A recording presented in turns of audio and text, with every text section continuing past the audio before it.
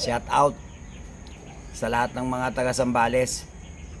Guys, isa akong taga Masinloc, Zambales. Napanood ko yung balita patungkol doon sa dredging na nangyayari doon sa bayan ng San Felipe, Zambales. Napakaganda ng ginawa niyong inisyatibo, guys, yung pagkilos ninyo. At pasalamatan natin si Jiggy Manigad na idinikumentaris niya yung nangyayari doon sa dagat natin sa Zambales. Very good kayo rito, guys. Yan ang pinakamagandang ginawa ninyo. Saludo ko sa inyo at ipagpatuloy natin ito kasi ang pamahalaan natin ay walang matinong nakakaupo. Puro kurap. Yung pagdidredging sa dagat na yan, meron pa ako nabalitaan, meron din yata sa Santa Cruz niyan eh.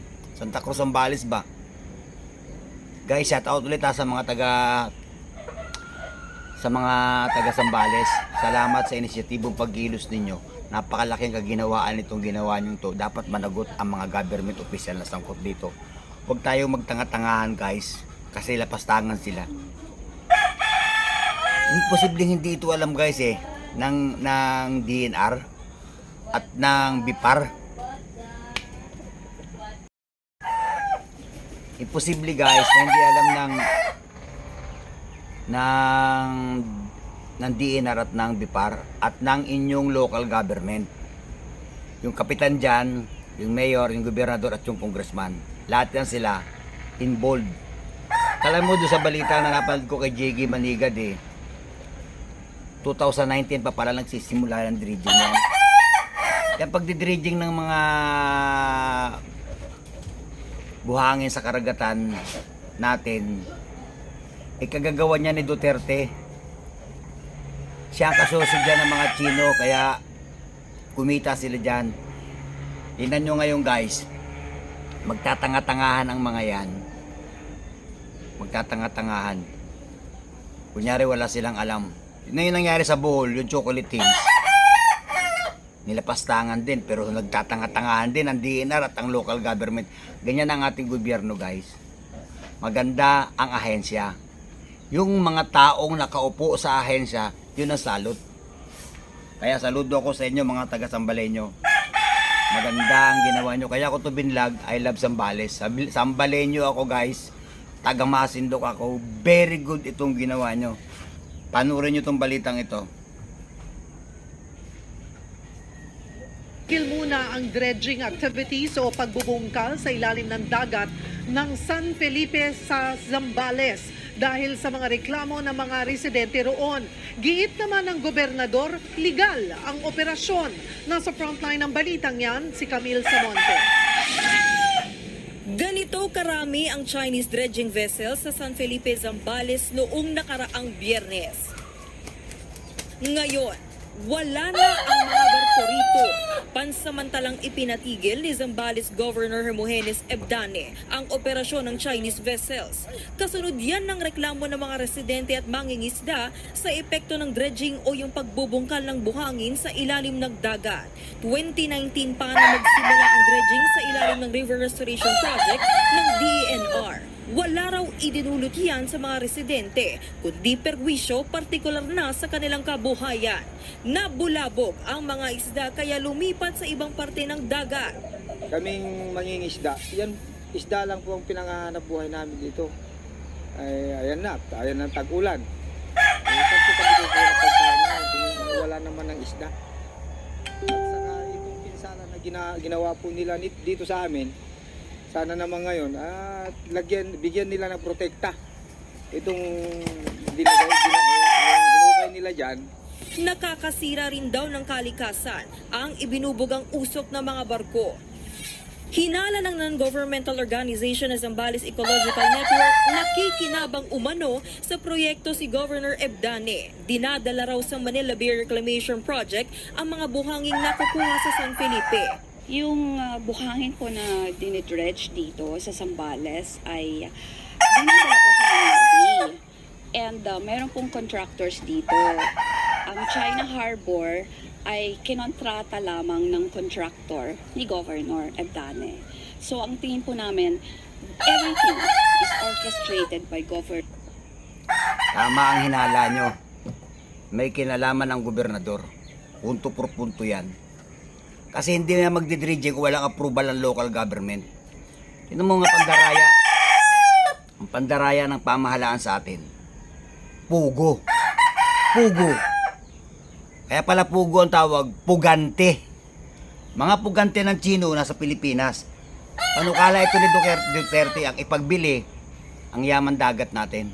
Dinredging nila kasabot ang local government. Tama, dapat yan maimbestigahan at magpatuloy kayo sa pag-ingay. Magpatuloy kayo sa pagbabandilyo upang mahayag yan mga taga Zambales ang kasinungalingang ginagawa ng government dahil apektado tayo sa paghahanap buhay dyan sa dagat. Isa ako mangingisda guys at yan ang hanap buhay ko sa Masinloc, ang pangingisda. Minsan dumadayo kami dyan sa laot ng San Felipe para manghuli ng puset, manghuli ng bunjing. Kaya binilag ko to guys, galit ako rito. Kasi sisirain talaga ng mga Chino ang karagatan ng Zambales. Meron pa yata sa Santa Cruz, minsan nabanggit ito ng pinsang ko na may nagdi-dredging din yata doon sa Santa Cruz, Zambales. Hindi lang ako sigurado kung yun nga ba. Hindi kasi ako interesado ng panahon yun Kasi hindi naman malinaw yung pagkakabigkas niya Pero kung meron man, kayong mga taga Zambales, videoan nyo, i-upload nyo, i-vlog nyo. Lahat tayo ngayon instant celebrity basta may hawak ang cellphone. Huwag tayong matakot sa kanila. Hindi sila dapat kinakatakutan. Sila ay lapastangan. Pag nanakawan nila ang yaman ng bayan at sila lang ang makikinabang samantalang ang taong bayan ay gutom. Tama yung ginawa nyo. Saludo ko sa mga taga Zambales. Very good ang ginawa nyo. Binunyag nyo ang katotohanan. Dahil kung pababayaan natin ang ginagawa nilang ito, ang pagdidredging sa dagat, malulusaw ang yaman natin na sila lamang ang makikinabang at ang taong bayan ay patay. Pero hindi ito makukulong. Itaga nyo sa bato. Walang makukulong at mananagot dito. Magkakasabwat sila sa politika. Tignan nyo si Gloria Labandera, ayon sa balita 26 billion peso ang nawawala nung siya umupo. Kaya napakalabo nito. Tama talaga si Pacquiao Kung ako ang manalo, guyudo na sila. Dadunaw sa presuhan. Tama talaga si Pacquiao. Yan yung ngayon, nakaupo sila. Walang nakukulong. Kung ako presidente guys, sa mga taga Zambales, kung ako presidente, yung involved na yan sa katarantaduhan yan sa pagdidredging sa laut, lilitsinin ko yan sa harap mismo ni Dr. Jose Lizar doon sa Luneta. At pag naluto, pakayo ko sa mga patay gutom. Dapat managot ang mga yan dahil yaman at kinabukasan ng mga tao sa hinaharap ang sinisira nila. Sira ang kware, sira ang paitlugan ng mga isda dyan sa bayan natin. Sila lang ang makikinabang. Pagdudusahan niya ng matagal na panahon bago makarecover ang dagat na San Felipe guys. Hindi kaya ng 10 taon lang basta-basta yan. Ang isda lalayas dyan. Ikaw kaya demolisin ang paninirahan mo. Tama yung ginawa nyo, saludo ako sa inyo. At subaybayan ninyo ito sa mga taga Zambales. Pag may mga ganitong aktibidad, video agad. Sabay upload. Huwag lang kayo magmumura o magbibintang ng kahit sino. Sabihin nyo lang, guys, may nagdi-dredging dito. Guys, may mga illegal fisherman dito. May mga Chino rito. Kasi kung hindi tayo mag-iiskandalo guys, walang mangyayari. Hindi pwedeng magwalang kibo. Ang ating gobyerno ay hindi maayos. Totoo yan guys. Ako wala akong kinapanigang politika. Yung totoong nangyayari sa ating bayan. Lapastangan ng mga politikong tao. Maganda ang gobyerno. Ang nakaupo dito. Maganda ang ahensya ng gobyerno. Ang mga nakaupo dito. Posibleng hindi yan alam ng DNR. Hindi alam ng BIPAR, yung Bureau of Aquatic and Natural Resources. Pwede bang di nila alam yan? May approval yan. Kita mo, sabi ni Ibdani, sa buwis daw ng bayan mapupunta, maniwala ka. Sinungaling yung gobernador natin. Dapat yan litisin sa Senado. Hilingin nyo, mga Sambalenyo, na pag-usapan ito sa Senado at imbestigahan. Humingi kayo ng tulong at si Jinggoy Estrada pa lang may hawak.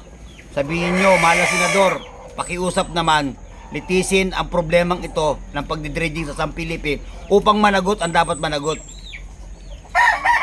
Shout out Zambales. Saludo ako sa inyo.